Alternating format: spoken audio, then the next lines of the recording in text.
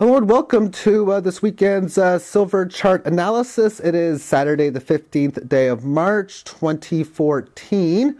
And there's two videos done this weekend. This one has one time frame for silver, the one you're looking at now, which is the daily chart. And I got four other charts in reference to the US Mint sales, and that'll be done after the analysis of this hand. I also did a multiple time frame analysis video on gold. So if that's something you're interested in, take a look at that on my channel, and let's get started. Okay, so now we have a situation where I've talked about you broke well above this level. What I needed to see occur, and at such a large move, was a move in this band and then a breakout higher. For the story is very clear right now.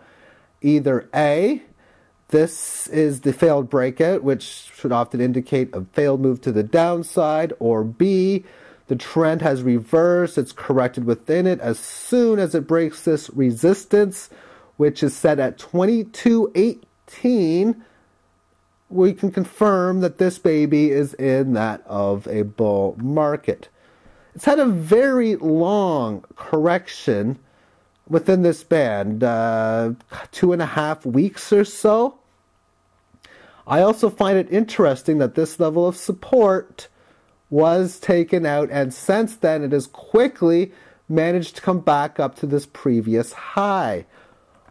Whenever you're expecting a significant move to one side, in this case to the upside, I would expect support to be taken out, and in fact it was. So that's the possible failed breakdown that could, of course, pursue the market higher. So either this is the failed breakdown or this is the failed breakout.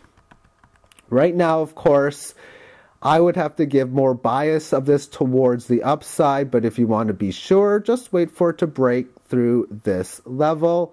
Of course, on any breakouts, next key support, this level here, and then below that is the key lows of around 8. Well, this low is 1906, the previous low is 1822. So that'll be it for the silver chart as far as the price action is concerned. Now let's go over some of the mint ones. 4 of them. This is not the one that I want to show first. This one is the one I want to show first. This will be the only chart that I show of the 4 that are in logarithmic settings.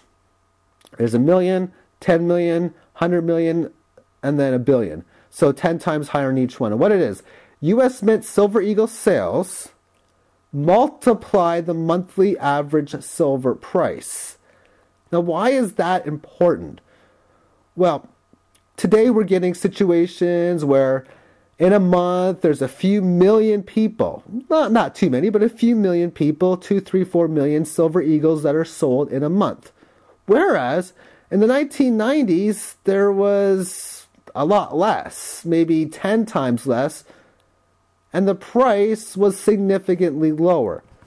So more people are buying even though the prices are higher.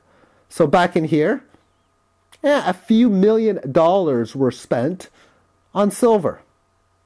Now, multiple hundreds of millions working on potentially making it to this level, not far away, for $1 billion in 1 month being spent on the price of silver within the US Mint only.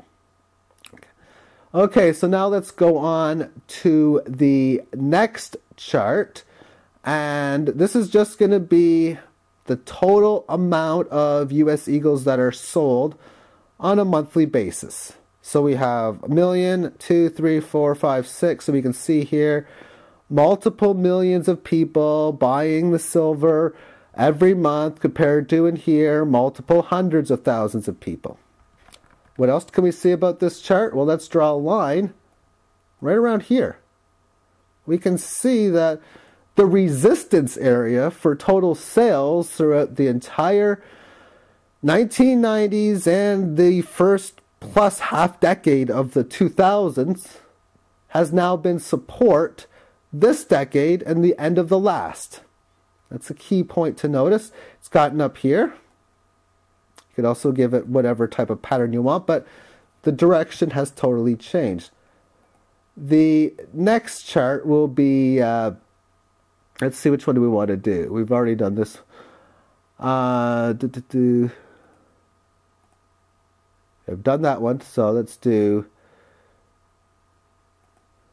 this one here. 1 year average of total Silver Eagle sales. Now I like this one better because it's normal for some months to be much higher than other months. So now we get always all 12 months within the average. So in here, stay around the million, but something happened here.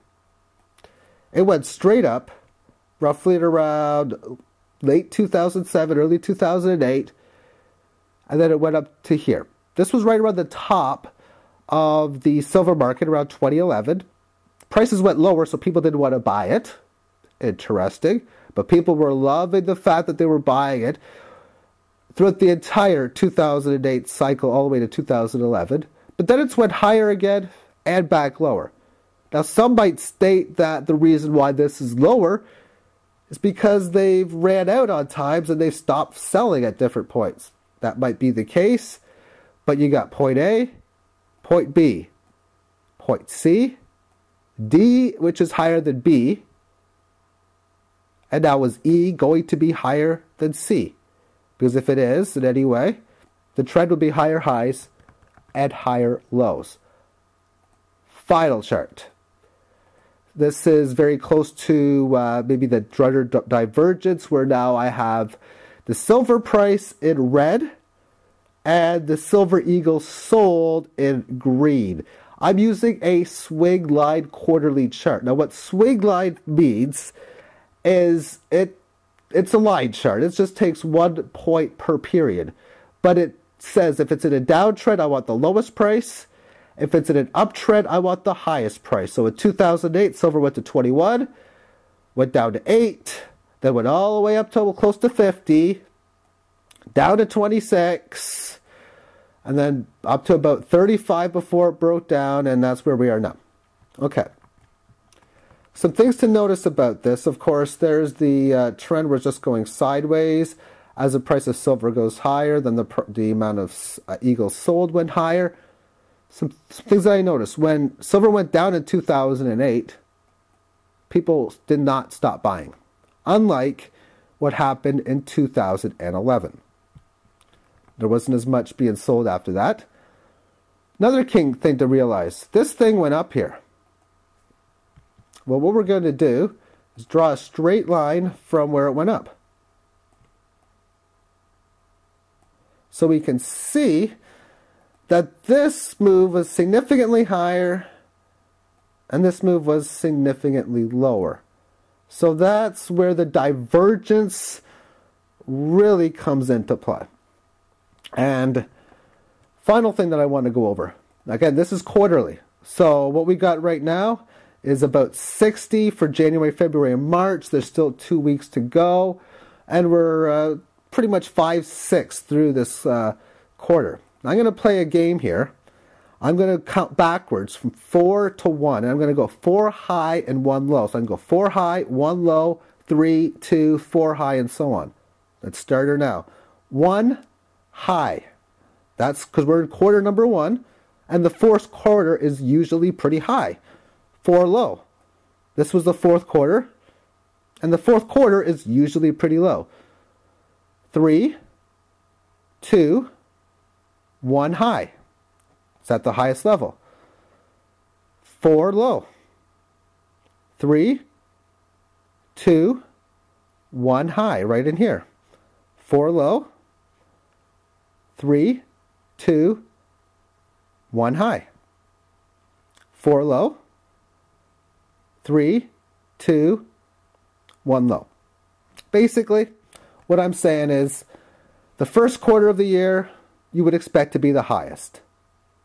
The last quarter of the year to the lowest. So roughly this thing is going to get up maybe at about here. It's going to go lower most likely. Now if it doesn't, that might say something worth analyzing. But what will be interesting is quarter 4 of 2014. Will it be higher or lower than this level in here. Okay, that'll be it for this silver video. I'd like to thank you all for tuning in and have yourself a magnificent weekend. Bye-bye.